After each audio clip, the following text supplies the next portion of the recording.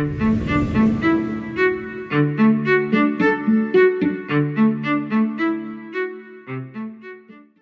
to the Berean Remnant.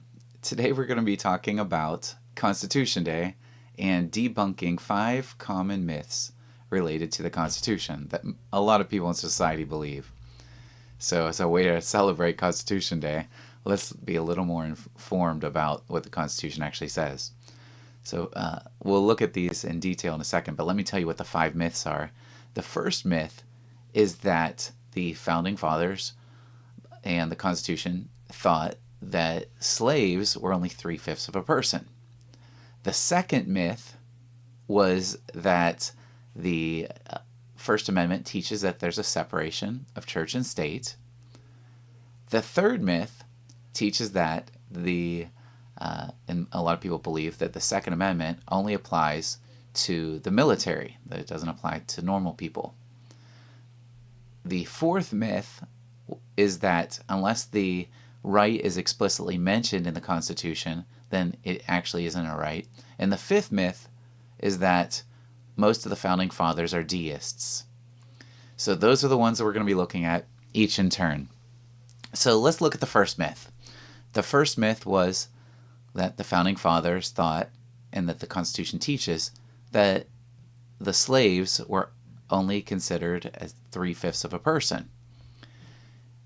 If you do a little study into this, what you'll find is that the southern states where slavery existed actually wanted full representation in Congress, in the government, for all the slaves they owned. The New Jersey plan advocated that there needed to be equal representation among the smaller northern states and the large southern states.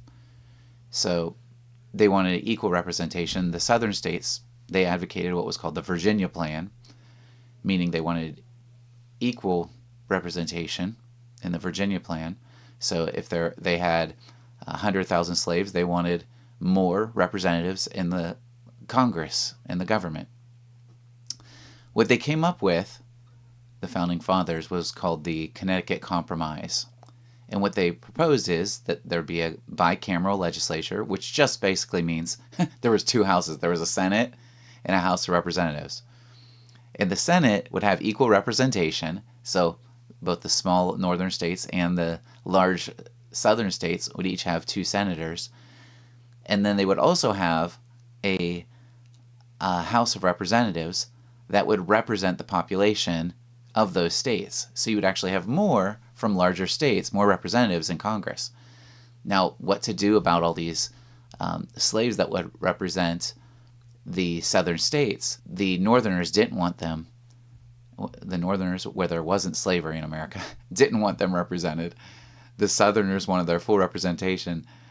What they came up with, part of this Connecticut Compromise, was that they would only count of a representative population. 3/5 of that population would count toward the representative number that they would get. So it wasn't that they were only considered as 3/5 of a person. Think about who was proposing it. It was the northerners, who didn't have slaves, that were proposing this. The southerners wanted them counted for the full representation. So this compromise, the 3/5 compromise is sometimes called, or the Connecticut Compromise, this is where they came up with that idea. So don't believe that myth. They would count 3/5 of the state's slave population toward the number of representatives they would get. And the South was amenable to that. So let's look at the second myth now. Myth number 2, the idea that the Constitution says that there's a separation between church and state. Again, we have to read the text to see what it says, and we'll only read the first part of the First Amendment. Congress shall make no law respecting an establishment of religion or prohibiting the free exercise thereof. Okay, so this is key. Not just the first part of that, but the second part. So does this teach there should be a separation of church and state? No, it doesn't. Where did they get this idea? Well, the idea came from a letter that Thomas Jefferson wrote to the Danbury Baptists in Rhode Island. And they were concerned that there would be a national religion established, a national church, if you will, established, just like was the case in England. The Baptists were worried about any type of persecution they might suffer if the national government adopted a national denomination. So that's really what it was about. So in Jefferson's letter to the Danbury Baptists in 1803, he assured them that this wouldn't happen. But the reason being this language of a wall of separation between the church and the state. What it didn't mean was that the states themselves couldn't have state churches. In fact, several of the original colonies had state churches still when he's writing this letter. And that was the concern, is that the national government, the federal government, and this is one of those principles of federalism that should be taught in all schools that we should understand, that the states was different, even though it extended over the same group of people as the federal government, that most of the rights belong actually to the states, that the federal government wouldn't be interfering in matters of religion, basically taking the position of favoring a national denomination, one denomination over another. So they weren't going to favor the Southern Presbyterians over the Northern Congregationalists or Anglicans. So this was the concern there. Where do we get the idea of separation of church and state? Well, this actually came from a Supreme Court decision in 1947, Everson versus Board of Education. And in that decision, what you'll see is they cited the letter to the Danbury Baptists from Jefferson, assuring them that they'd have protection from the government. And so they were afraid of that. But this is a one-way wall of protection. It wasn't that the government needed to be shielded from religion. It was that the government would be free, or that the religion would be free from government interference.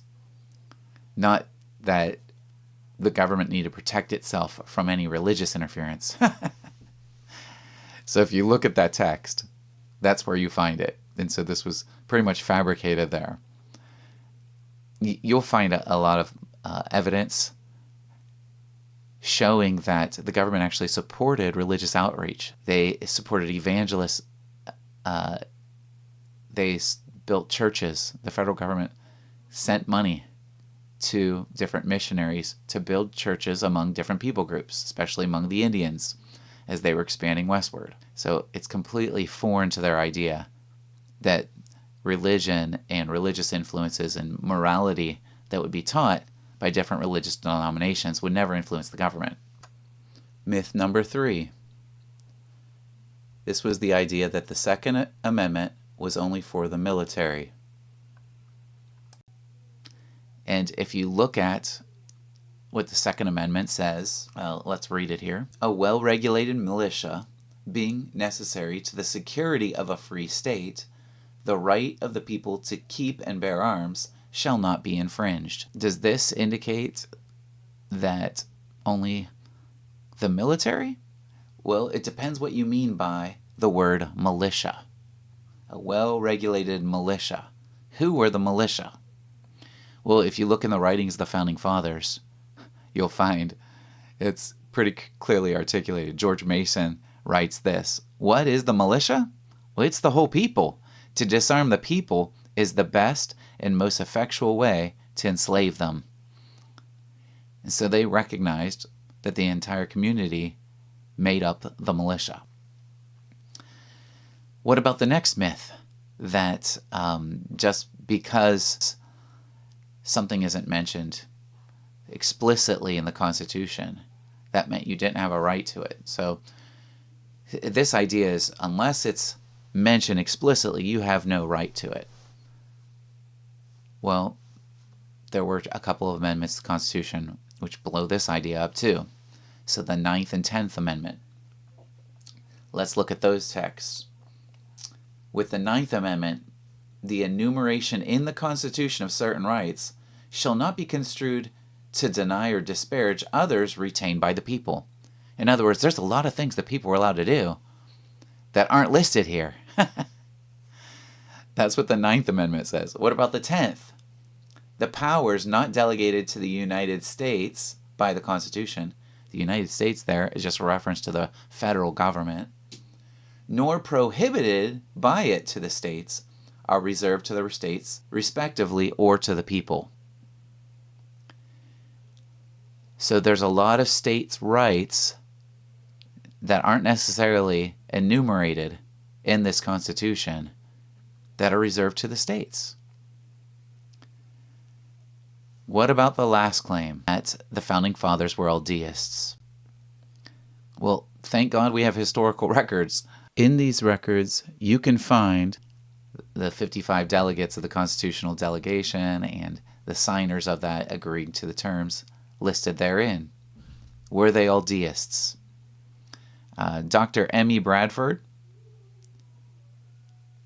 discovered this. Of the 55 founders of the Constitutional Convention, there were 28 Episcopalians, 8 Presbyterians, 7 Congregationalists, 2 Lutherans, 2 Dutch Reformed, 2 Methodists, 2 Roman Catholics, and 3 that were deists. So of the 55, 3 were deists. And they were strange deists, but that's for another time. But last I checked, 52 of the 55 were different Christian denominations. That's not the majority were deists. So let's keep that in mind next time people attack the Constitution on the grounds that, oh, the majority of them were deists. You shouldn't have any type of Christian influence in politics. Well, the Founding Fathers, the majority of them are actually Christian. So hopefully you feel better equipped to answer these 5 common myths that circulate. And you could refer to the primary text to uncover what is actually said there. When people make these claims, look at the primary text. Go back to what the Founding Fathers actually wrote. It doesn't take a whole lot of research to find out that these myths are just that. They aren't true. They're only myths. So I hope you like this content and that you'll like and subscribe, Bereans. Have a great day.